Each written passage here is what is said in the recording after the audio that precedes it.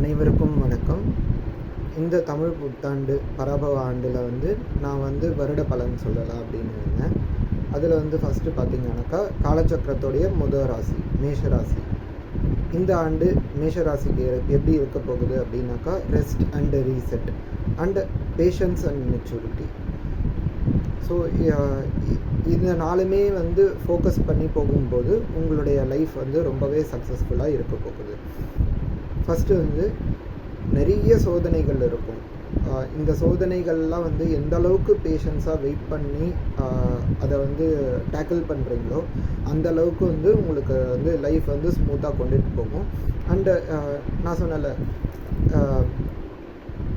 Discipline இருக்கணும் மெயினாக. அந்த இதில் இந்த டிசிப்ளின் பேட்டர்ன் இல்லை அப்படின்னாக்கா, இந்த மெச்சூரிட்டிலேயே டிசிப்ளின் பேட்டர்ன் இல்லை அப்படின்னாக்கா என்னதான் நீங்கள் பேஷன்ஸாக வெயிட் பண்ணாலும் உங்களுக்கு ரிசல்ட் இருக்காது.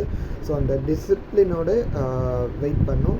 தர்மாவுக்கு ஏற்ற மாதிரி உங்களுக்கு ஏற்ற மாதிரி டிசிப்ளின் இல்லை, தர்மத்துக்கு ஏற்ற மாதிரி டிசிப்ளின் எந்த அளவுக்கு நீங்கள் ஃபாலோ பண்ணுறீங்களோ அந்த அளவுக்கு லைஃப் உங்களுக்கு சக்ஸஸ்ஃபுல்லாக இருக்கும். ஸோ இப்போ ஒவ்வொரு கேட்டகரியாக பார்த்தலாம். ஃபஸ்ட்டு ஸ்டூடெண்ட்ஸ்க்கு எப்படி இருக்கும் அப்படின்றத பார்த்தலாம். ஸ்டூடெண்ட்ஸ்க்கு இந்த வருடம் எப்படி இருக்கும் அப்படின்னாக்கா, அவங்களுடைய ஆற்றல் எந்த அளவுக்கு ஃபோக்கஸ்டாக, இப்போ எஜுகேஷன் தான் அவங்களுக்கு ஃபோக்கஸ்டாக இருக்கணும். ஸோ அவங்க எஜுகேஷன் மேலே எந்த அளவுக்கு அவங்களுடைய கான்சன்ட்ரேஷன் ஃபோக்கஸ் இருக்க போகுதோ அந்த அளவுக்கு அவங்களுக்கு ரொம்ப சக்ஸஸ்ஃபுல்லாகவே இருக்கும். அண்டு அவங்க அதே பவரோடைய நீட் எக்ஸாமோ இல்லை கேட் எக்ஸாம்ஸோ இல்லை ஹையர் ப்ரிலிமினரி எக்ஸாம்ஸ் எது எழுதினாலுமே அவங்க அதில் கிராக் பண்ணுறதுக்கு ரொம்பவே பாசிபிலிட்டிஸ் இருக்குது. அண்டு பார்த்திங்கனாக்கா நிறையா அவார்ட்ஸு கூட வின் பண்ணுறதுக்கு சான்சஸ் இருக்குது. இப்போ இன்டர் ஸ்கூல் காம்படிஷன், அதே மாதிரி ஸ்போர்ட்ஸ் எக்ஸ்ட்ரா கரிக்குலர் இந்த மாதிரி யாராவது இது பண்ணுறாங்க அப்படின்னாக்கா அவங்களுக்கு அச்சீவ்மெண்ட்டுக்கு ரொம்பவே பாசிபிலிட்டிஸ் இருக்குது. அண்டு இப்போ ஜாப் கேட்டகரிக்கு ஃபஸ்ட்டு பார்த்தலாம். அதுக்கு அடுத்தது ஜாப் கேட்டகரியில் இருக்கவங்களுக்கு பார்த்திங்கனாக்கா, யாராவது ஜாப் சேஞ்ச் பண்ணணும் அப்படின்ற மாதிரி மனசில் எண்ணங்கள் ஓடிட்டுருக்கு அப்படின்னாக்கா கொஞ்சம் பாஸ் பண்ணுங்கள். இமீடியட்டாக ஜாப் தேடினீங்க அப்படின்னாக்கா உங்களுக்கு ஒரு ஜாப் டஃபர் சுச்சுவேஷனில் இருக்க மாதிரி ஒரு ரோல் தான் கிடைக்கும். பட் நீங்கள் ஒரு பேஷன்ஸாக வெயிட் பண்ணி உங்களுக்கு ஜாப் சேஞ்ச் பண்ணணுன்னு என்ன தான் ஆசை இருந்தாலும் கொஞ்சம் பேஷன்ஸாக வெயிட் பண்ணுங்கள். ஒரு 3 month 4 monthல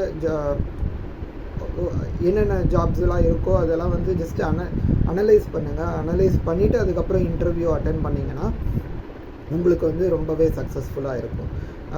இன்னொன்று பார்த்திங்கனாக்கா, உங்களுடைய ஹையர் அத்தாரிட்டியோடைய கான்ஃப்ளிக்ட் இருந்துகிட்டே தான் இருக்கும். ஸோ எந்த அளவுக்கு பேஷன்ஸாக வெயிட் பண்ணுறீங்களோ அந்த அளவுக்கு உங்களுக்கு லைஃப் அப்லிஃப்ட் ஆகும். பாஸ்கிட்ட உங்களுடைய ஈகோ தான் முக்கியம் அப்படின்னு சொல்லிட்டு அவங்கக்கிட்ட ஏதாவது வார்த்தை விட்டுட்டிங்க அப்படின்னாக்கா உங்களுடைய வாழ்க்கை தான் பாதிக்க ஆரம்பிச்சிடும். ஆனால் இந்த வருடத்துடைய பிற்பகுதியில் பார்த்திங்கனாக்கா உங்களுக்கு ப்ரமோஷன்ஸ் இல்லாட்டி இன்டர்னல் ஹையர் லெவல் போகிறதுக்கு சான்சஸ் இருக்குது. ஆர் உங்களுக்கு சேலரி ஹைக்கு யூஸ்வலாக ஆரம்ப காலகட்டத்தில் தான் சேலரி ஹைக் இருக்கும்.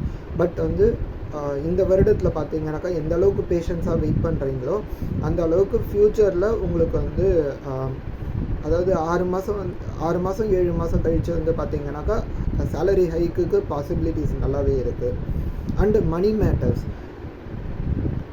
ஸோ பணவரவு எந்த அளவுக்கு இருக்கோ அந்த அளவுக்கு தானே உங்களுடைய வாழ்க்கை இது இருக்கும். உங்களுக்கு தேவையான பணவரவு இருந்தாலும் எக்ஸ்பென்சஸ் ரொம்பவே அதிகமாக இருக்கும். அதை நீங்கள் கண்ட்ரோல் பண்ணலை அப்படின்னாக்கா நிறைய லாஸ் ஃபேஸ் பண்ண வேண்டி இருக்கும். ஸோ அந்த இன்கம் ஸ்டெபிலிட்டியை நீங்கள் இன்கம் ஸ்டெபிலிட்டி என்ன தான் இருந்தாலும் எக்ஸ்பென்சஸை நீங்கள் கண்ட்ரோல் பண்ணணும். ஸோ எக்ஸ்பென்சஸை கண்ட்ரோல் பண்ணலனாக்கா லாஸ் இருக்க தான் செய்யும். அதாவது தேவையில்லாத விரயம் இருக்கும். பட் நீங்கள் அதை வந்து ஃபோக்கஸ்டாக இதுக்கு தான் நான் செலவு பண்ணுவேன், இதுக்கெலாம் நான் செலவு பண்ண மாட்டேன் அப்படின்னு நீங்கள் கண்ட்ரோல் எடுத்துட்டீங்க அப்படின்னாக்கா உங்களுடைய செலவு கம்மியாக இருக்கணும். அண்டு பார்த்தீங்கன்னாக்கா உங்களுக்கு வந்து மெடிக்கல் எக்ஸ்பென்சஸ் இருக்கும். இது வந்து ஒரு நல்ல செலவு தான். ஸோ இதை வந்து தாராளமாக நீங்கள் சப்போஸ் ஏதாவது மெடிக்கல் எக்ஸ்பென்சஸ் உங்களுக்கு ஏற்படுது அப்படின்னாக்கா தாராளமாக அது பண்ணுங்கள். ஏன்னா ஃப்யூச்சரில் உங்களுக்கு வந்து அது வந்து சப்போர்ட்டிவாக இருக்க போகுது. அண்டு ஷார்ட் டேர்ம் இன்வெஸ்ட்மெண்ட்டை நம்பாதீங்க. யாராவது உங்களை வந்து ஷார்ட் டேர்மில் இவ்வளோ சம்பாதிக்கலாம் அப்படின்னாக்கா அது வந்து ஒரு ட்ராப் அப்படின்னு நினச்சிக்கோங்க. ஏன்னா ஷார்ட் டேர்ம் நீங்கள் என்ன தான் இன்வெஸ்ட் பண்ணாலும் அது வந்து லாஸ் தான் கொடுக்கும். உங்களுக்கு வந்து இந்த ஆண்டு பொறுத்த வரைக்கும் லாங் டேர்ம் இன்வெஸ்ட்மெண்ட்டு தான் வந்து சிறப்பாக இருக்கும். அப்புறம் வந்து பார்த்தீங்கன்னாக்கா இப்போ ஃபஸ்ட்டு கெரியர், மணி இது பார்த்துட்டோம்ல.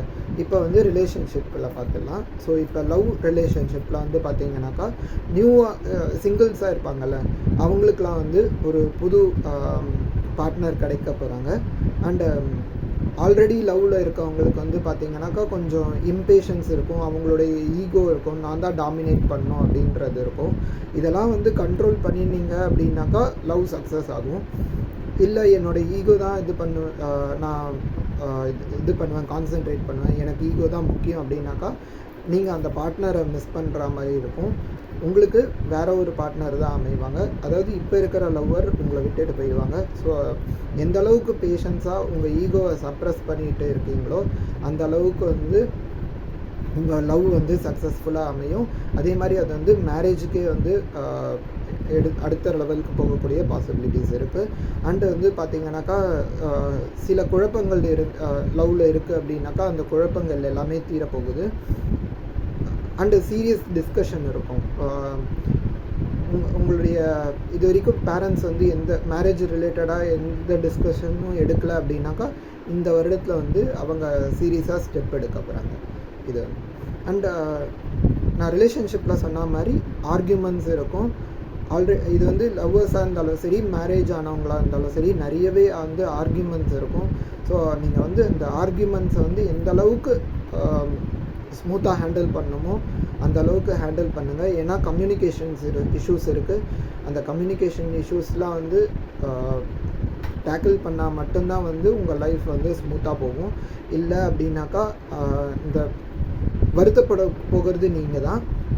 ஸோ அதில் கொஞ்சம் கவனமாக இருந்துக்கோங்க. ஆனால் செகண்ட் ஹாஃபில் பார்த்தீங்கன்னா எந்த விஷயத்துக்காக உங்கள் ரெண்டு பேருக்குள்ளேயும் சண்டை சிக்கல்கள் உருவாகுதோ அதே விஷயங்களில் கிளாரிட்டி கிடைக்க ஆரம்பிச்சிடும். இந்த வருடத்துடைய பிற்பகுதியில் வந்து ரிலேஷன்ஷிப்க்கு ரொம்பவே சாதகமாக இருக்குது. அன்பு அந்யோன்யம் அதிகமாகும். அதே மாதிரி வந்து நிறைய ஃபங்க்ஷன்ஸ் நீங்கள் அட்டன் பண்ணுற மாதிரி இருக்கும். நிறைய ஃப்ரெண்ட்ஸோட பார்ட்டிஸ் இந்த மாதிரி இதெல்லாம் வந்து செலிப்ரேட் பண்ணுற மாதிரி இருக்கும். அண்டு வந்து பார்த்திங்கனாக்கா முக்கியமான ஒரு விஷயம் ஹெல்த். உடல் நலம் நல்லா இல்லைனாக்கா என்னதான் நீங்கள் நல்லா சம்பாதிச்சாலும் ஒன்றும் பண்ண முடியாதுல்ல. ஸோ அந்த உடல் நலம் எப்படி இருக்க போகுது அப்படின்னாக்கா ரொம்பவே ஸ்ட்ரெஸ்ஸாக இருக்கும். ஏன்னா வேலைகளில் வந்து அந்தளவுக்கு உங்களுக்கு சுமைகள் இருக்கும், அதனால் ஸ்ட்ரெஸ் இருக்கும். ஸ்லீப் இஷ்யூஸ் இருக்கும். உங்களோட தூக்கமின்மையாக அதாவது சிந்தனைகள் அதிகமாக இருக்கிறதுனால தூக்கமின்மையாக இருக்கும். ஸோ அதில் கவனம் செலுத்துங்க. என்னதான் ஸ்ட்ரெஸ் இருந்தாலும் அதை வந்து கொஞ்சம் டே எண்டில் வந்து மெடிடேட் பண்ணுங்கள். மெடிடேட் பண்ணுறது மூலயமா அந்த ஸ்ட்ரெஸ் குறையும். அண்டு தேவையில்லாத சிந்தனைகளும் குறைய ஆரம்பிச்சிடும். எந்த அளவுக்கு மெடிடேஷனும் எக்ஸசைஸும் பண்ணுறீங்களோ அந்தளவுக்கு இந்த ஸ்ட்ரெஸ்ஸும் அன்வான்ட் திங்கிங்கும் விலகிடும். சில பேருக்கு வந்து BP issues and digestion issues இருக்கும். ஸோ அதில் மட்டும் கவனமாக இருந்துக்கோங்க. இதுதான் வந்து மேஷ ராசிக்கான இந்த ஆண்டு பொது பலன்.